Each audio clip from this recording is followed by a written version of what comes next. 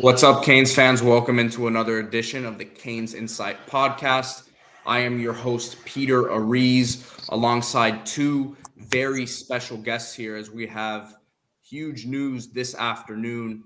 Trickled out this morning as Kendall Rogers put the information out that JD Arteaga was going to be named Miami's new head coach.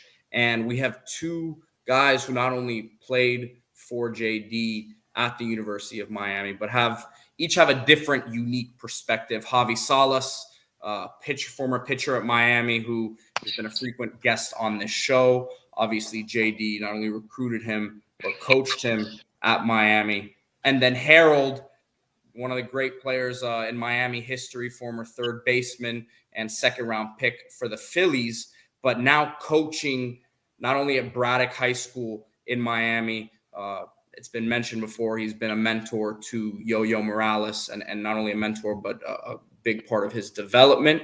And Harold, you're in the trenches right now on the summer ball circuit with a lot of the top high school prospects, a lot of them committed to Miami. So each of you guys obviously bring something different to the table here in terms of the perspective.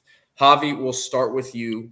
And again, this has been not the most popular decision if you just look at social media and what the Canes fans are saying, right? So I want to break this whole thing down. And obviously this was a lot of interest in this job across the country, right? So kind of some shades of what Miami did with Manny Diaz hiring him a couple years ago, right? Falling back on an assistant, but a lot of differences here as well. So yeah, Javi, start with you. Yeah, Pete. I mean, I came on a couple weeks ago and we talked about, Gino resigning and ultimately this going to the top of the list of most prestigious job openings in the country, right? I mean, you think Miami baseball, this is automatically a top 5 job, for any coach in any cycle. So I think obviously it drew a lot of interest. We saw some big time names flying around. I think every single day it seemed like someone else entered the chat and would, threw their name in the ring, whether it was Paul Maneri, Troy Tulowitzki. We saw Chris Pollard. I think there was some mutual interest with the coach, some of the staff at Wake Forest. But ultimately, Miami had their guy in the dugout all along. And if you ask me, Pete, I obviously have, a great rapport with JD. He recruited me when I was a sophomore at Christopher Columbus High School. I have a tremendous relationship with him. I think more than anything, he's been around this program for a very long time. He knows what it's like to be a Miami Hurricane. He knows the significance of wearing that jersey. And I think, when you go to bed at night, Pete, and you think about, if you're father and you're thinking about where your kids want to go to school, JD is the right kind of person you want your son to be in that kind of care and that kind of situation. So, like I said, I mean, this process has taken probably a little bit longer than some Canes fans would have wanted.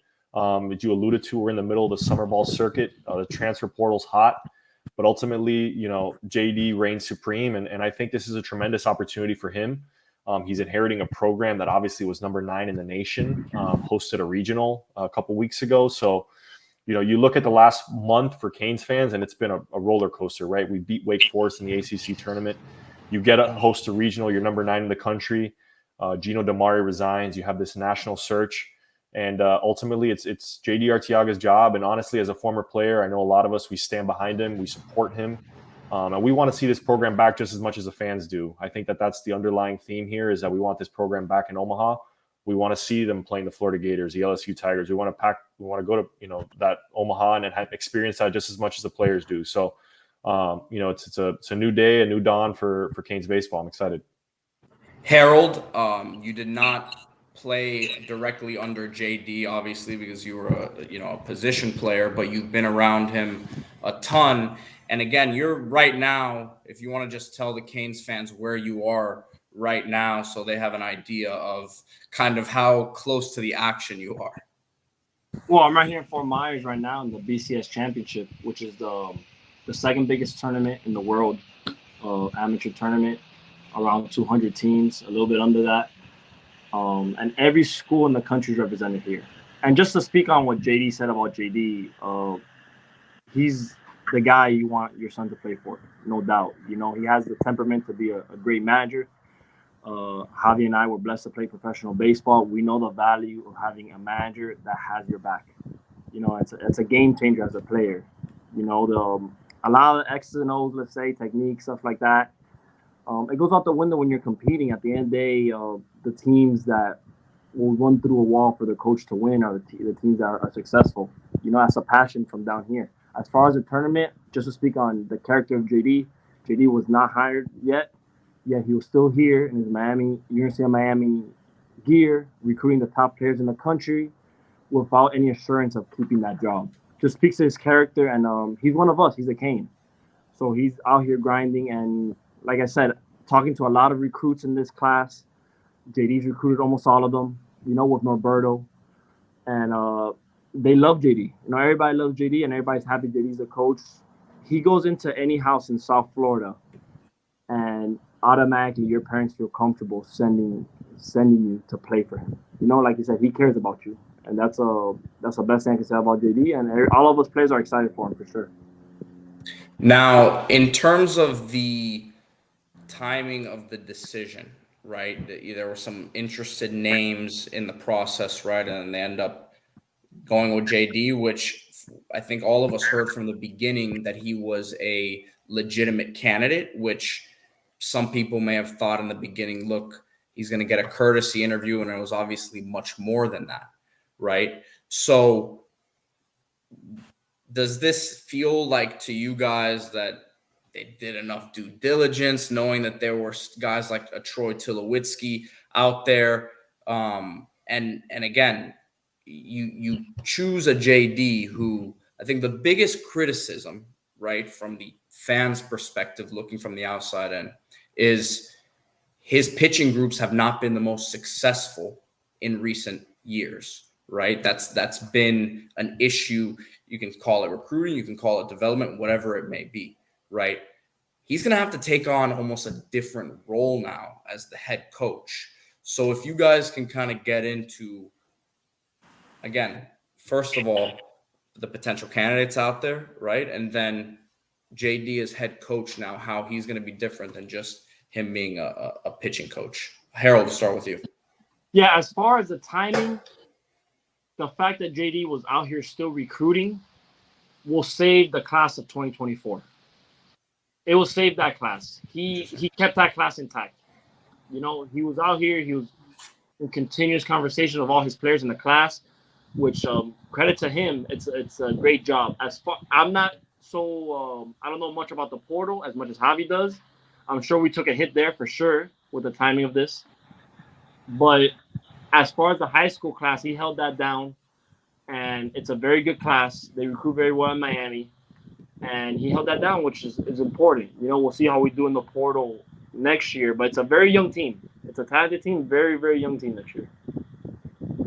And the role that he'll take, how do you think that's gonna differ? Yeah, it's a different role. He's going to have to make a lot of tough decisions now. In the past, as a pitching coach, the last stage goes to the head coach. You're always, for example, I'm a hitter, so JD's a pitching coach. For the hitters, he's like your best friend. He's hanging out with you, whatever, With Javi, he's there day to day. But he doesn't have the last say on a lot of things the manager does, Now he has a different position that he has to have a different relationship, because you have to make tough decisions in the lineup as far as playing time. It's a different dynamic, no doubt. But like I said, his character, who's ever played at Miami, everybody knows JD Arteaga is always a phone call away. He's always that guy. He really cares about you. And he's always stayed in touch with all of us. So, like I said, I'm very excited about that. Jav, do you see him? Because, look, you've been around him a lot, right? And to me, this is a projection. This is a gamble on a guy who you're expecting him to take the skill set that he has, right, and apply it to, again, taking a CEO role, because I expect this to be a pretty, when it's all said and done, loaded staff. I expect it to be one of the best all around, assistant coaches. You're talking about the analytics department, everything that Miami's kind of been lacking, getting a real pro mentality in here. With JD's skill set, how do you see that translating to him being the head guy? Yeah, I think, look, Harold touched on it perfectly, right? You absorb a whole new set of responsibilities as a manager of a ball club, right? You're the CEO. You're the person that sets the identity and the culture for what the team will look like, what the team will play like. And I think JD's a calming force. I think, in my 4 years there, there was obviously the ups and downs of a baseball season, but you want to normalize and stay as stable as possible over the course of a long baseball season. And I think JD brings that to the table. I think he's a really, I think character comes first with him. He's very humble. I think he's willing to hire people that, I always think as a CEO, as someone who, and I saw this throughout pro ball, you want to hire guys essentially that you empower to do their jobs, right? So you want to hire a pitching coach that you can just give the reins to and say, hey, this is your team. This is your group of guys. You handle them how you want to. Same with the hitting, same with the weight training staff, same with the athletic trainers. So as a CEO, you just have to keep watch over your groups and make sure that everyone's rowing the boat in the same direction. And I think JD has a temperament for that. And I know, Pete, you mentioned that, perhaps we're behind a little bit analytically and stuff like that. I know that's been a hot topic. And look, we talked to Sam Abrams and Ryan Otero, both of the Chicago Cubs, both former Hurricanes, both former teammates of ours. Those are two guys that, hey, if they should be leaned on, right? I mean, those guys are a phone call away. I know that I talk to Sam, frequently, and I think it's a copycat organization. It's a copycat league, like they say in the NFL. You got to try and mimic what the pros are doing, right? So if it's working at a professional level, you got to try and instill that down at the collegiate level. I think there's no doubt in my mind that JD will do that. He'll find the right guys to bring that mentality to Coral Gables. And look, for better for worse, Pete, there's fewer jobs that inherit a better situation than Miami, right? I mean, this team was number 9 in the country last year. And I always speak to this. Baseball's tough, man. It's not a game where the best team wins every time. Miami ran into a buzzsaw. That Texas starter, LeBaron Johnson, that was one of the best performances I've ever seen in my life at Mark Light Stadium. A 9-inning complete game in a regional. Like, you just don't see it anymore. So is that the fault of the previous regime? Is that the fault of any one person? I don't think so. I don't think you can really point the finger and say that one person was responsible for Miami not winning a regional. We're just spoiled as Canes fans, man. We have this excellence that we're used to. And if our worst years are, losing in a home regional, 40-plus win team, I'd say we're pretty lucky to be there. Obviously, there's an expectation for Omaha. There's an expectation for championships. And I think JD understands that. He fully embraces that. And I think that's the kind of pressure you want this program to thrive under. And I think he certainly is up for that call. What is and Harold, we'll start with you on this one. When you look at the staff that's going to get built out, right? I'm sure we've all heard some names already being thrown out there, but what's the mold of the type of assistant that if you were JD, you'd be looking to bring in right now? I'd for sure be looking for somebody with some pro experience. To me, there's a guy right here in our neighborhood, Adrian Morales at Miami-Dade, that would just be a slam dunk. 2-time national champion, public school kid from Miami. Tough. No, he's exactly what Miami baseball. We grew up watching Miami baseball. It wasn't always a 6'4" studs. It was those middle infielders that run through a wall, fiery. He's turned around the Miami-Dade College incredibly. It's a different program, and he has a very pro style idea to hitting. I don't know who they're going to choose. I would choose towards somebody young that can relate with the younger generation, hitting wise, and can work. There's so many with the social media that there's so many offensive and defensive gurus out there online.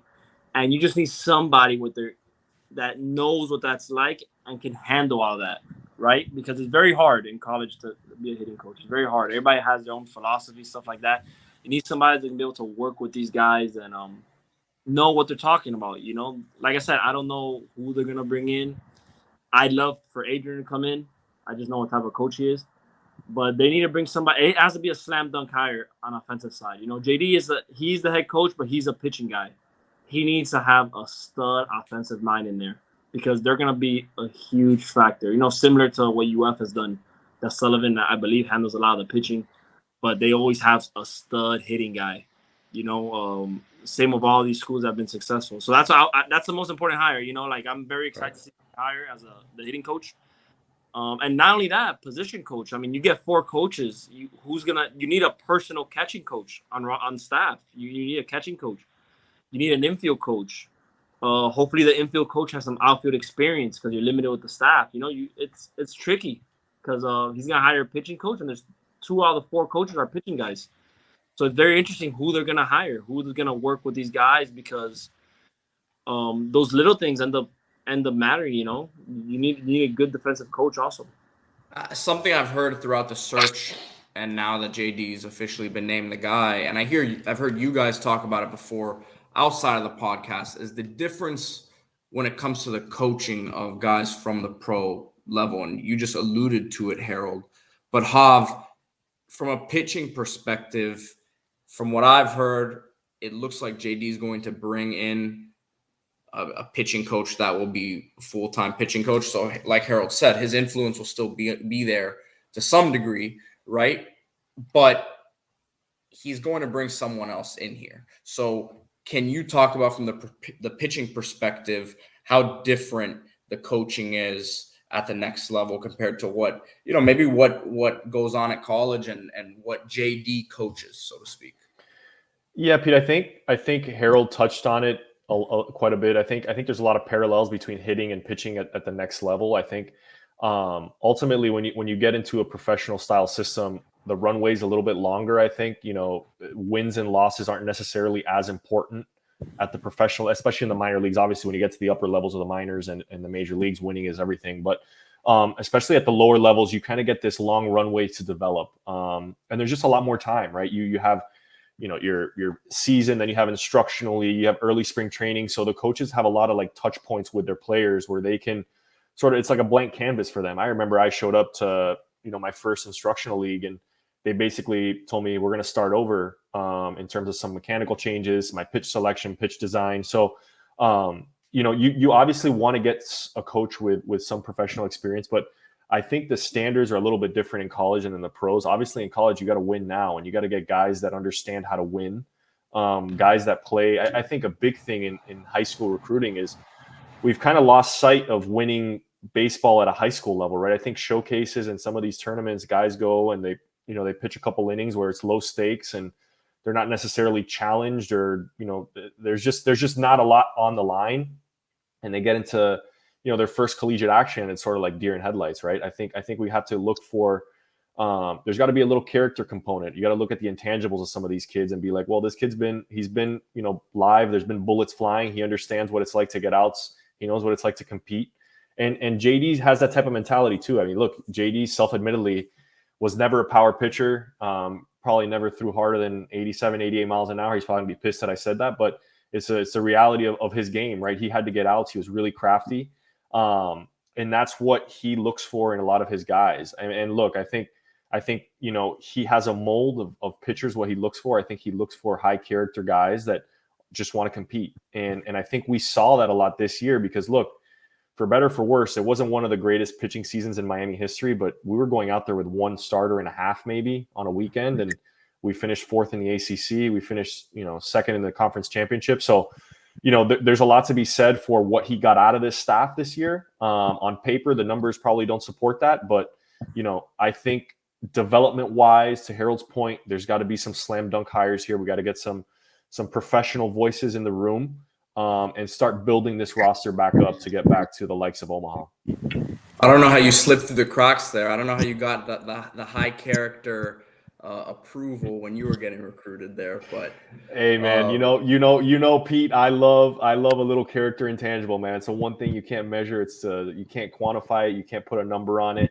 You got to get guys that want to win. And look, I'm watching the College World Series now, dude, and you watch some of these teams play, and there's not a lot in the tank left for some of these guys, and yet they're still going out there and they just want to win so badly. You got to get a group of 25 guys that all want to win that badly to win a national championship. So we'll end it with this, and each of you guys can give your answer here. If there's one thing that you would like to see JD do to bring Miami into this new era of college baseball, because you're watching the World Series now, there's a lot of stuff that goes on at some of these other programs that are just not happening in Miami, whether it's something NIL-wise, something what they do with scholarships, recruiting, coaching. Harold, we'll start with you. Again, you're in the scene and you're with these guys who are getting recruited, the highest level prospects in the country. what's the biggest thing that you need to see change moving forward? Like Javi said, the standard of Miami is insane. We're disappointed with the 9th overall team in the country. There's people that get statues in other schools for that, for losing in a regional. You know, I would like to see, being around kids this age so much, like Javi said, it's so hard to recruit. A lot of these kids have never tasted a struggle. And at the Division I level that Miami plays at, you will struggle. That's where character comes in. That's how you can overcome that.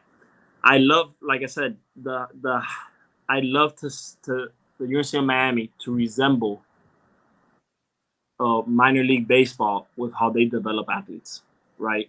From analytical standpoint, from every standpoint, we have to mirror the best in the world. There's no doubt about that. And I don't believe 100% we've always done that, you know? And honestly, with these kids, I believe we need to have a bigger social media impact. I believe the top schools in the country are way ahead of us a lot of times when it comes to social media and Instagram, TikTok. Some of these TikToks and Instagrams are great. We older heads laugh at that, but we have to be cool. We have to be cool, you know? We have to be Are you talking about, and I'm genuinely curious, are you talking about the coach, like the coaches on staff have to be more involved? The program, okay. No. Yeah, I would love to see a little bit of that social media presence go up, you know? Be a little bit more better there because, like I said, those Vandy's of the world, they have all these kids hypnotized, you know? They love to Listen, national championships help. That definitely. Yeah, but listen, it's like football. You know, we see Miami. There's a lot of good social media stuff that goes on the football side, and it has not translated maybe to recruiting somewhat, but we still have to see it translate to the field. But I think the most important thing you said there, other than the social media stuff, is, you know, probably more important than we realize because you're there with these guys, but the development of the talent, that to me has to be number one, because you've seen a lot of really, really talented guys come in. Again, hate to continue to make these parallels to the football side, but a lot of guys just don't end up reaching the potential, or, you know, you could say they flame out in a sense. And you just need to see guys come to Miami and get better year after year. Yeah. So, Jav, from your perspective, and we'll end it here, what would you like to see as kind of JD taking Miami into the new age of college baseball? Yeah, Pete, you know, I'm looking at, you know, I mentioned the copycat, right? You look at some of the programs that are still playing today, you know, obviously the talent is there. Miami, the number 9 overall seed, right? It's not a talent issue at this point, right? It's like, how do we use the resources at our availability to maximize these players, right? I think there's got to be a focus on data and analytics. We got to catch up there. Sports science wise, I know JD mentioned it today in his presser that, you know, we're going to keep up with sports science. We're going to keep up with the data and analytics. And, you know, at the end of the day, there's got to be a robust NIL program to make sure these kids stay on campus and aren't poached from other schools. So look, I as a former player, I know I said this earlier, but, you know, if I had a son that was 17 years old, I would be more than comfortable and more than over the moon to have him coached by JD. I know the type of character, I know the type of man that he is. You know, there's several stories that every player has of, you know, the goodness of the type of person that he is, the human being that he is. And I think that supersedes all, right? I know there's some fans right now that are, you know, not necessarily the happiest in the world with Radakovich and the decision he made. But look, we're lucky to have JD, and he's been around 25, you know, plus years at this point, player and coach, and to have his, you know, have him still be here is something to be said, right? So I'm excited for this new era. I am excited for JD. There's a lot. I'm glad it's over. I'm honestly, like, this was a long process. I think it dragged out probably a little longer than we would have liked, but I think at the end of the day, the head man is there. We got to rally behind JD. We got to figure out how to get these kids better. It's a group effort here, man. This is all the former players want this. We want this program to be back on the mountaintop.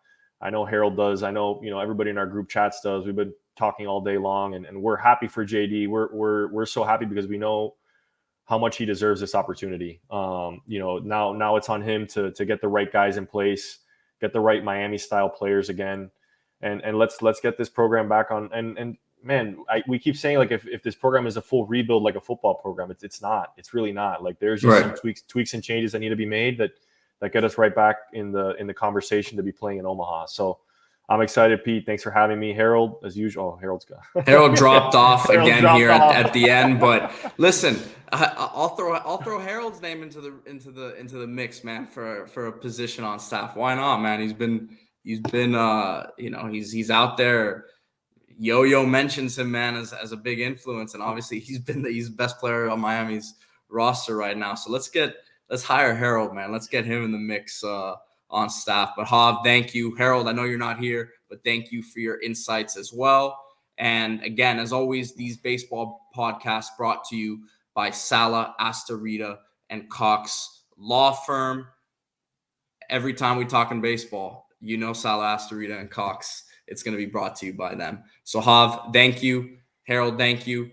And appreciate you guys for listening. Go Canes.